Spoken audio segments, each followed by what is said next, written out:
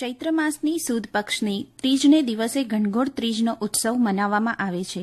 ઘનઘોર ભગવાન શ્રીકૃષ્ણની નિત્ય વિહાર સ્થલી એવી શ્રી મથુરા, વૃંદાવન આદિ વ્રજ પ્રદેશનો મુખ્ય તહેવાર છે, જે શતાબ્દીઓથી રાજસ્થાન રાજ્યમાં પ્રમુખ રીતે મનાવવામાં આવે છે.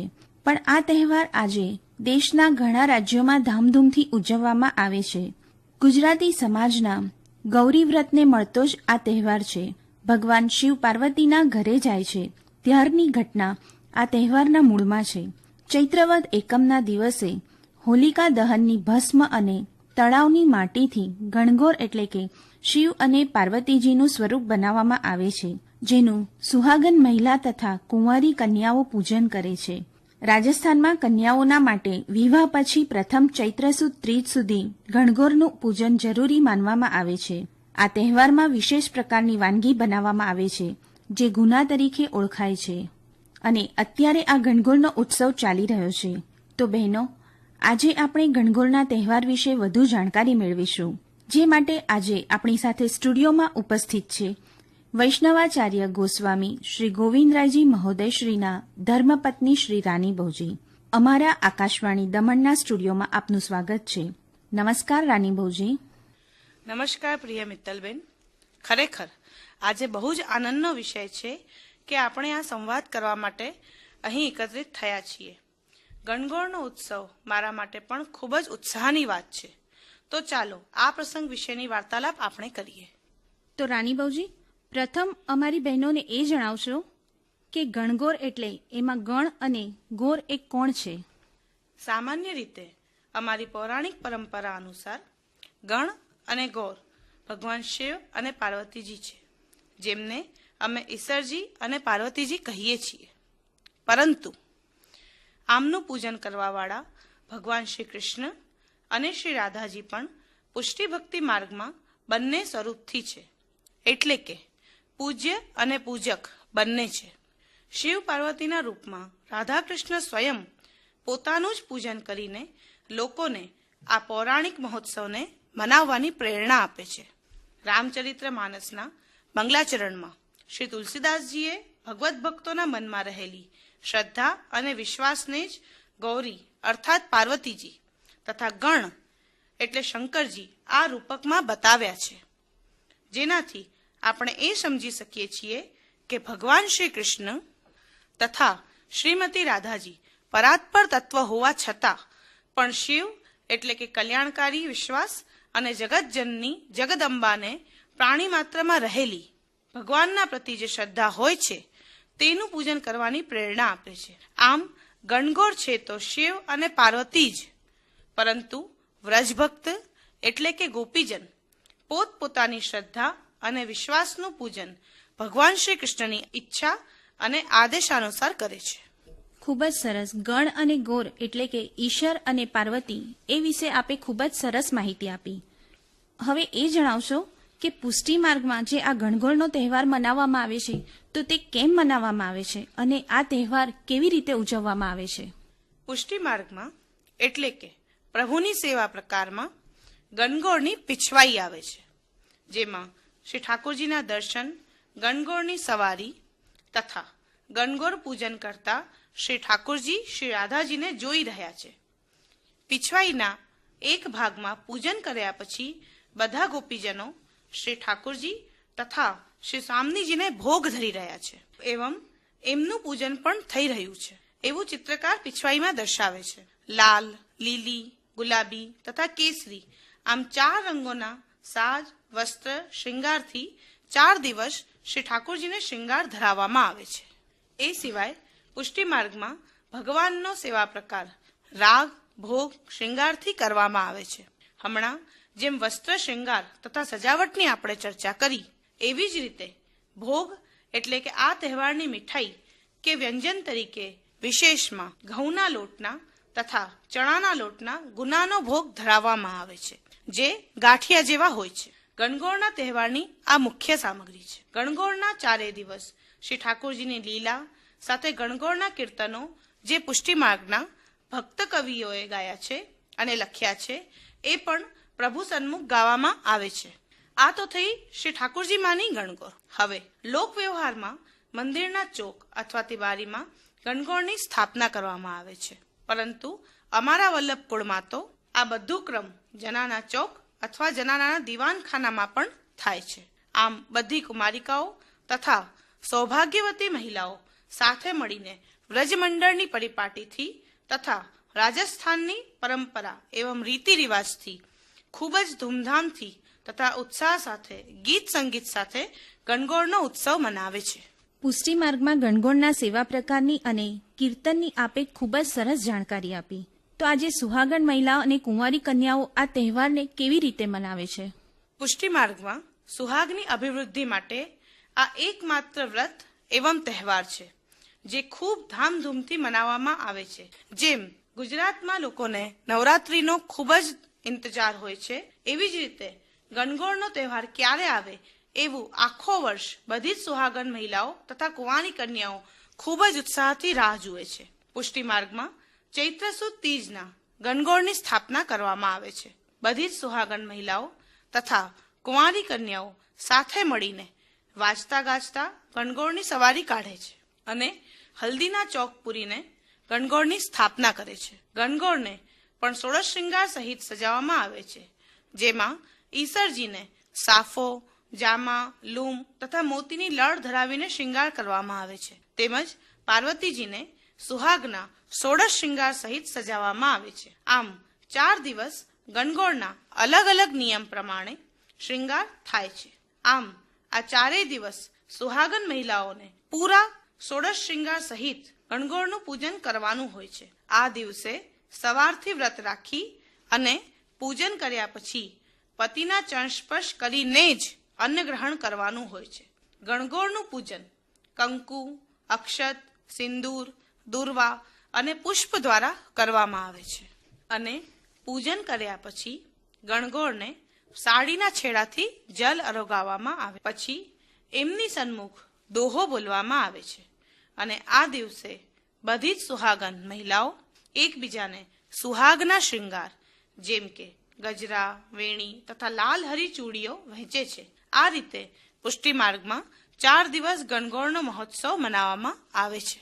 તો મહિલાઓ 16 શણગાર સજીને આ તહેવારને મનાવે છે, બરાબર ને? અને આપે આગળ કહ્યું કે જે ગણગોળના સ્વરૂપ સન્મુખ મહિલાઓ દોહો બોલે છે, તો આ દોહા કે કવિત્ત જે બોલવામાં આવે છે તેનું મહત્વ અને તેની વિશેષતા શું છે? પ્રાચીન ભારતીય સંસ્કૃતિમાં આર્ય સ્ત્રીઓ પોતાના પતિનું નામ લેતા નહીં, કારણ કે શાસ્ત્રોમાં એવું કહ્યું છે કે પતિ અને પત્ની એકબીજાનું નામ લે તો એમની આયુષ્ય ઘટે છે. તો શાસ્ત્રોની રીત મુજબ ગૌરીજીની સમક્ષ દોહા, કવિતા અથવા છંદના રૂપમાં પતિનું નામ લેવાથી એમના આયુષ્યની અભિવૃદ્ધિ થાય છે. આ તો થયું મહત્વ.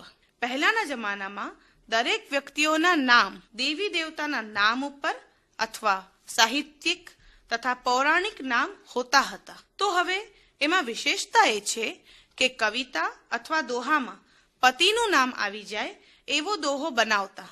જેમ કે નીંદ નીંદ તોય બેચુંગીરી જો કોઈ ગ્રાહક હોય, જો અબકે મોહી પિયા મિલે તો રાખું નયન સમોય. આવી રીતે જે પણ દોહો બોલીએ એમાં સુહાગન મહિલાઓ પિયાની જગ્યાએ પોતાના પતિનું નામ બોલે છે, જ્યારે કુંવારી કન્યાઓ પિયાની જગ્યાએ શ્રી કૃષ્ણ એમ બોલીને પોતાનો દોહો ગણગોળની સમક્ષ રજૂ કરે છે. એટલે કે આ દિવસે દરેક પત્ની પોતાના પતિનું નામ બોલી શકે છે, એમ જ ને? બિલકુલ. અને આપે આગળ કહ્યું કે જે પુષ્ટિ માર્ગમાં આ ગણગોળનો મહોત્સવ 4 દિવસ માટે મનાવવામાં આવે છે, તો એનું શું મહત્વ છે? જો આ ખૂબ જ સુંદર અને માર્મિક પ્રશ્ન આપણે પૂછ્યો છે, તો આનો જવાબ પણ આપ ખૂબ જ ધ્યાનથી સાંભળજો. પુષ્ટિ માર્ગમાં ગણગોળ કઈ રીતે મનાવવામાં આવે છે અને 4 જ દિવસ શું કામ મનાવવામાં આવે છે, હું તમને સમજાવીશ. પ્રાચીન સમયથી ભારત વર્ષના આપણા કેલેન્ડર, જેને પંચાંગ કહેવાય, એમાં ક્રમશઃ 4 નવરાત્રી હોય છે. 2 પ્રકટ નવરાત્રી હોય છે, જેમ કે ચૈત્ર માસની અને આશ્વિન માસની, તથા 2 ગુપ્ત નવરાત્રી હોય છે, આષાઢી નવરાત્રી અને માગસરની નવરાત્રી. એના સિવાય પણ ભક્તો પોતપોતાના ઇષ્ટના જન્મોત્સવ પહેલા પણ 9 દિવસ ઉજવે છે. જેમ કે ગંગા દશેરાના પહેલાની નવરાત્રી ગંગાજીના મહાત્મ્ય તથા પૂજનના માટે ઘણા લોકો રાખતા હોય છે. દક્ષિણ ભારતમાં વૈશાખ માસમાં નરસિંહ નવરાત્રિનું પણ ખૂબ જ મહત્વ હોય છે. નવરાત્રિમાં વિશેષ કરીને શક્તિનું પૂજન થાય છે, જેને આપણે કોઈને કોઈ દેવીના રૂપમાં પૂજીએ છીએ. અમારા પુષ્ટિ માર્ગમાં તો દેવીના રૂપમાં શ્રી યમુનાજીનું ભગવાનની ચતુર્થ પ્રિયાના રૂપમાં વિશેષ મહત્વ છે. પુષ્ટિ માર્ગને જાણનારને તો ખબર જ છે. ક્યાંક ક્યાંક તો શ્રી રાધાજીથી પણ વધારે મહત્વ એવં કૃપા શ્રી યમુનાજીની અપેક્ષિત હોય છે, કેમ કે પુષ્ટિ માર્ગને ભજવાવાળા શ્રી રાધા કૃષ્ણના યુગલની અભેદ બુદ્ધિથી સેવા કરે છે.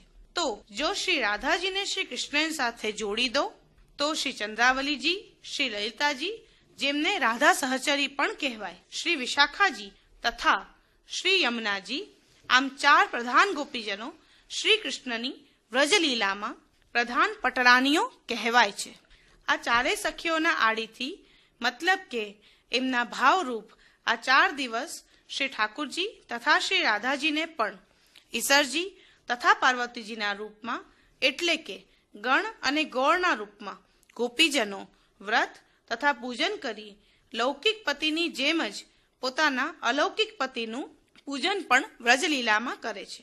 પ્રેમનો રંગ લાલ છે.